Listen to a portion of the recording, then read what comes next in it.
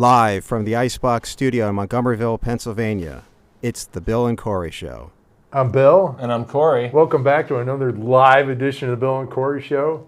We're doing single subject things. We've even shrunk it to one word. This week's episode is on mounting. It's not, it looks like what we have here is hold back the excitement. I just want to make sure the audience is settled. Okay. Because it doesn't sound that exciting, but it will be. It won't be. But you look at this and you think, oh man, it's like a pile of junk show. Mm-hmm. And that's we didn't know what we have a lot of stuff here to talk about. So what's nice is that with our YouTube setup, you can type in questions, and I got my little pad here, slightly delayed. Hey, there's me. Yeah. So we can critique our movements in real time. Yeah, we can critique our delays or something like that. So yeah, if you have any questions, type them in, and then we'll get notified there are questions, and then we'll answer them. So we're talking about mounting. It's mainly about.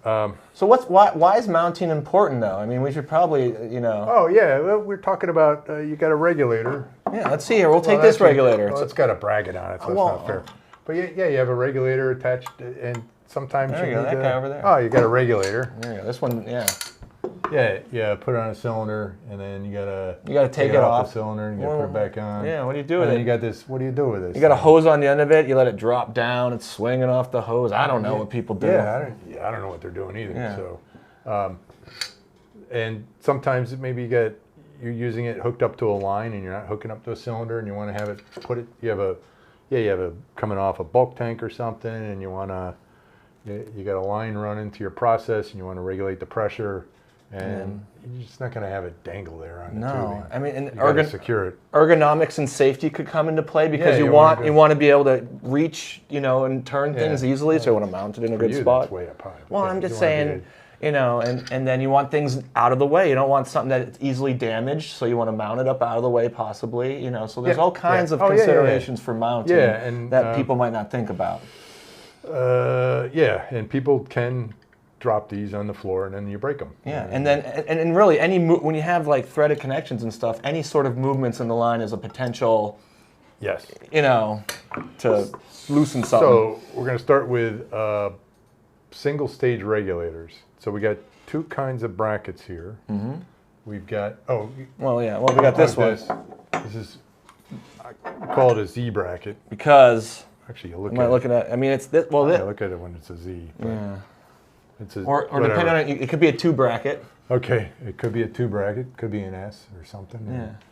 We went with Z, it sounded better. And if you're in England though, it's Z. It's a Z bracket. Z bracket. Z bracket. Do we have the nuts? Nuts are not. They're hidden. Here are the nuts. Oh yeah, the nuts. So for the Z bracket, the problem when using a Z bracket is that you have to take the knob off, and the bonnet's threaded. So just for this occasion. No. I mean, really, that's threaded so you can do this. Yeah, it's threaded so you can do that. So you can panel mount it. You can panel mount it. You want to put it on a panel? Oh, geez, the valves aren't like that. This is just a demo. Yeah, we're not sending this one out. No, not. So we got these honking big nuts. You put them on there and secure it. We have 2 nuts to really lock it in there. Yeah. You can get away with 1 nut. You can get away with 1 nut, but the other one's, it's like a stop, 1 nut and stop nut. Or if you're trying to get a depth in your system. You don't have to go, So you have this, and then you got a couple big holes here. Our hardware setup for mounting is for 3/8 hardware. So you'd have that, and then you'd have to, and we'll talk about how you And now, where do you mount the mount? Well, we're getting to that. All right. This is getting really meta. I don't know. So this is this. I'll kind of put it aside here. I'll bring that and then the other way is we've got this bracket. This is our manifold bracket, and I don't think we have an old name for it, but it's our manifold bracket, and you can also mount cylinders on it. So you could do that. You could have, this is a single stage regulator, so obviously you can't hook it up to the cylinder. Unless you bring the cylinder up and twist it. But if you need to have it for whatever setup, and then we'll show you. So you could have a hose on the end of that. Yeah, you could. You could have a hose on the end of that going to your and they have, you can use 1032 screws. Yep. There's mounting holes and in the back. They're 7/8 apart typically. Most regulators are 1032 with 7/8 distance apart. So you can easily put it on there. So our flagship single-stage regulators, 2 mounting ways, one with the bonnet, one right in the back. Well, there's really kind of 3, but there's 3. I mean, you can mount it with piping. Yeah, we'll talk, and then we'll talk about the manifold later. So, and then with and when you get if you're doing this kind of this kind of setup, we sell different kind of nuts that match up to the bonnet, and it's different threading. Depending on the when regulator. you order the nuts, you want to check the product page, and it'll tell you what regulators are good for. And where can they check this out at? Store.mathesongas.com. All right, yes. The place. For especially gas equipment. To find out which nuts to use. Yep. And then keep hitting the tab and screws things up. Okay, so that. Now, dual stage. It's kind of nice about the dual stage. And if you remember from last week. Yeah, from last week. Dual stage. Okay. It's got our bar stock regulators have threading on the back. So here you don't have to take the nut off the adjusting knob off the front. You just got a shorter Z bracket. Though if you have enough space, there's still threading on the front that, if you want to. If you want to panel mount it. Yeah, you can. You can still do it. But this is a little bit easier. Yeah. And less unwieldy to make a long bracket. So imagine how much longer this one would have to be to get. Well, that's the thing. That's what it is. It would be this bracket. Well, this used to be the bracket we used for both, and you'd have to use like unistrut. But then we changed the body changed, and it was a little bit longer. So this on unistrut didn't work. Okay. So we went with a shorter bracket. But most people just take the dual stage and put it on their cylinder. Yeah. Okay, so that's for those. And then we're going to talk about line regulators. I mean, this can be used to mount a line regulator. Yes, it can. Well, that's what we're going to show you. Here it is. Yeah, here it is, the protocol station. Now, a line regulator is really just a single stage regulator with one gauge. That's a delivery pressure gauge. Because you don't really care about the inlet pressure because it's in your facility. And it's usually coming from an area that already regulated the pressure down a little bit, and this will be the place where you know. Yeah. So same thing, and this is our gas track. These are quite popular. Gas track. There you go. To put up in your lab or something. You got your regulator, nice bracket. You can have the tube come in. And the main thing to remember is the bracket for this one is flipped. Yeah, I don't know why we do that. No, it's interesting. But you can flip it around. No, but if you look at it, sometimes people will be like, "Oh, I want to," just to point it out. So what's nice here is you've got, and this can swivel, so you can have, if your inlet's coming from the bottom, you can do that coming from the top. And different. You'd have to actually, you tighten it when you've got it set up. And it's got your outlet valve down here, and it's got the right here, and you can have that go to your instruments or your process or whatever. So there's a gas track, and where can we buy this? Store.mathesongas.com. It's a point of use thing, so it's the same. So you can take any regular line regulator that has the outlet on this side, you can mount that on this bracket too. 1032 screws. You can buy the bracket by itself, and then you can get 1032 screws at the hardware store. Yeah, nothing special. These are half-inch long, and we got a little lock washer on it. Yeah. Snug it up there nice. Yeah, the one thing is you can hit the back of it and buy too long of a screw. So that's something to consider. Now we've got other regulators for mounting. Oh yeah, this little guy. Yeah, it's a mini reg. It's not a little guy reg. It's a mini reg, like a mini me. So this is a little smaller. That's for when you've got tight space, and it's got the. Why would you have to panel mount something so small? I mean, I don't know. Some people want to have this for panel mounting because you don't want to take up a lot of space. Yeah, to be nice. Yeah. So these come with nuts on here, and the bonnet's threaded, but the knob is smaller than the threading, so you don't need to take the knob off. You can just have the hole punched out, and you put it in there, and that's pretty. You got, I don't know, probably about an inch or stuff there. So you're going to have a lot of room to put that in a panel if you want to do that. We don't have a bracket for this. We haven't. We just don't. We just don't. Nobody's really wanted one. Yeah. And then you've got, I shouldn't say, we've got PHF regulator. I didn't get an example of that. It's the big golden regulator. Yeah, it's if you guys big, remember heavy from brass previous thing. show, yeah. And this is a 3060. This is a really high pressure regulator. Yeah, it's for delivery pressure up to 6,000 psi. Are there ones in the back? Yeah. No, nothing in the back. But this is kind of heavy. We do have a bracket and nuts for this. Okay. If you want to do that, I didn't bother getting one for this. Not many people do that. And sometimes, and you can always get away with mounting a regulator just right in line as well. I mean, a lot of the quarter-inch NPT, will hold. Yeah, and then you got general purpose regulators. These are typically forged brass bodies, and they're made to be cost-effective, I guess so they're inexpensive. So they're not going to have, because it costs money to thread the bonnet and put holes in the back. Yeah. So these don't have, you can't, no brackets to mount these. But for all the regulators we have. Oh yes, everyone, yeah. We got this is a single station manifold, protocol station. And it comes with a flex hose with your, I got it capped off there. But this is your CJ fitting. Typically it's a CJ with check valve. That's for safety and purity considerations. So you can, like we were talking about, you can mount this on the wall, and you got flex hose goes to your cylinder. So when the cylinder's empty, you just disconnect the flex hose and just kind of 3 foot typically, and it just kind of hangs there. That's fine. And your regulator's right up here. Yeah, and it's got, this is a CGA bushing. This is a 350. So it'll be whatever's coming out of your cylinder. It'll be Yeah. So it'll be this will match up to here. So this is a CGA 350. So you'd have your, like say for hydrogen, so you'd have your regulator with CGA. Any regulator you have with CGA 350 you can put on there and you're in business. And if you say, I really want a different regulator now. I don't want the 1,000 PSI delivery pressure on 20 PSI, and you can swap out regulators. There you go.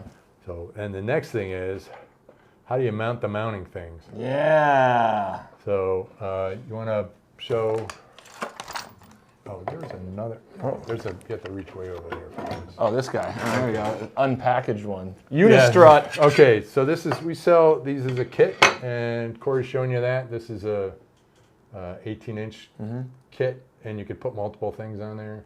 And it comes with spring nuts and hardware and bolts for 3/8 mounting. So we set it up for 2, so you can have, you can really just do one of these for, you want to mount all the holes you need so you can get all the studs in your wall if that's what you need to do. Yeah, and then or if you got this manifold, it's got 2 mounting holes spaced apart, so you could use that. But if you're just using this kind of bracket, you can use just one of those. Kits are relatively inexpensive. And yes, the reason why, good thing you brought up, where you got, like this is our 12-inch one. This would be if you're just doing one of them. What's nice about this is it's got a lot of slot. The idea you have, you could just bolt it into the wall. Yeah, I mean, you could take this, bolt it right into the wall. But the problem is, the wall anchors might be a little. Yeah, I mean, you could where you want to put it, you might say, oh no, there's something behind the wall. Behind the wall, it's going to screw things up. Yeah. Or I like to talk about it because I do stuff in the basement with concrete walls, and it's really hard to get the holes where you want it in concrete. And sometimes you run into maybe some rebar or some other little metal thing in the rock or something, and it messes up your hole. You find your duct work behind the wall, like, oh man, that's where that is. Yeah, so sometimes you have to change your mounting holes. So what's nice with this is you can, if it doesn't work here, well, put it there. You want to put a couple of them in there. So at least 2. Yeah. So, but you have different choices. You go, oh no, shoot, this doesn't work, or I screwed up the hole. Yeah. You can kind of change it, and then it becomes easier to take these out. And then you can just slide it along anywhere you want along it. Slide it around anywhere you want. It's really kind of nice. You put the height you want. Now, what height do you mount these things? Good choice. It really kind of depends on your situation. Typically, you figure in... you get the height of all your employees. No, you don't. Average, no? Okay. But it's typically, you mount it at we have it set up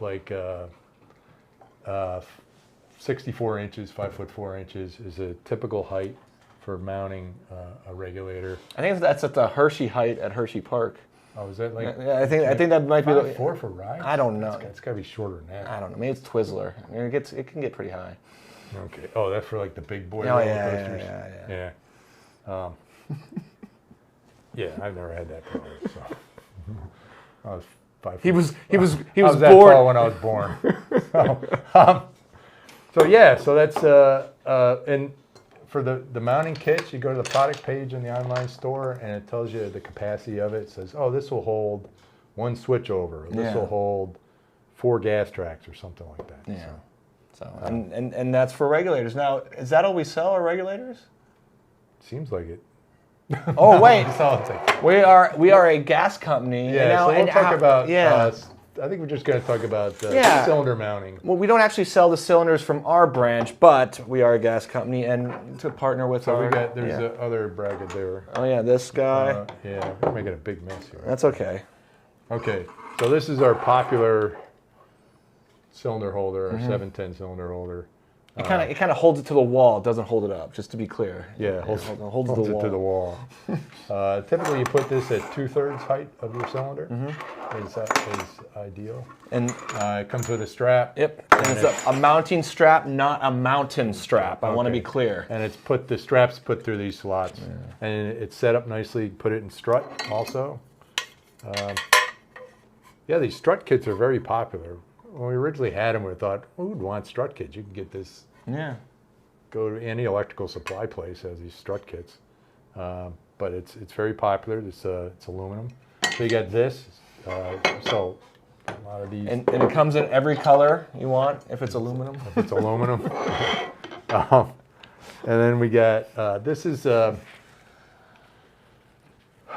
you can strap it to your bench. Strap it to your bench. You can mount it to your bench. Not strap it to your bench. So in cases where you can't, you got just a lot of bench tops, and you just have no place to put this one up there. You can put it on your bench. Yeah, it goes on the lip of the bench, and you got the screw here. Tighten it in, so it would be like this typically underneath. I'm sure some people have it this way, but whatever. That does the trick for you. And then, as always, we kind of touched on this when we did our show on our lecture bottles. Yeah. But this is for lecture bottle holder mount, if you will. Only Yeah, you can screw it in the wall. These are smaller holes, probably 1/4-20.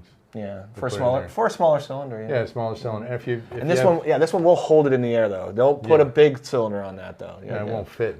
Well. But yeah, if you needed to have the bigger holes, it's just some kind of plastic. So you can, if you want to get it 3/8 hole. Yeah, you can drill through that. You're fine. Yeah, we pre-tapped holes for it. Pre-drilled holes. Pre-drilled holes. You're not tapped. So. I know. That's why I corrected myself. So that's for lecture bottle stuff. And then. Oh, I don't know if we want to get in the rotometer stuff. Well, it can be really quick. Okay. I think this can be really quick because I just want to highlight it because this is our other popular one. Rotometers come with a base plate stand if you want them to mount, and also this is one. We have the inlets and outlets in the back, and they double. Oh, for panel mounting. For panel mounting. Front panel mounting. Every rotometer comes with pretty much everyone comes with these nuts for front panel mounting. Front panel mounting. Do we have the bezel one? Yes, we do have the bezel one. Here. And you can get. We have to get a special frame for it, but we have these bezel mounts. So if you want to flush mount it in a panel, you get these. We have different. Yeah. I was hoping that we had one that we could. There's a bracket with it. We don't have the whole thing together. Fit it in there. It won't fit in there. No, it won't. You need a special setup for the frame. You can't just buy this separately. It's part of the rotometer, but you can get them with the front bezel. Yeah, and then the bezel right here. Yeah. And so it sits in and it stops at the panel. So you cut the panel and then it sits kind of flush to the front. It goes kind of slick. So yeah, you can get it that way. We covered a lot. This is going to be a big mess to clean up. So I don't see any questions that came in. So we're fine. So next week, what are we talking about next week, Ray? Switchovers. For our what number episode? This will be episode 100. Wow. Of course, we're going to pick switchovers. It's like one of my favorite topics. I could go on and on and on. It was invented where? The single body switchover was invented by Matheson. So there you go. So it's a near and dear to our And we're going hearts. to talk about single body switchovers and the other kinds of switchovers. Low pressure switchovers, high pressure switchovers, vapor pressure switchovers. So that's kind of like what? And we're gonna unveil the switchover dance, right? No? Okay. The switchover dance? The switchover dance. Okay. Yeah, we'll do that too. So tune in again next week for another live edition of the Bill and Corey Show. Set your VCRs.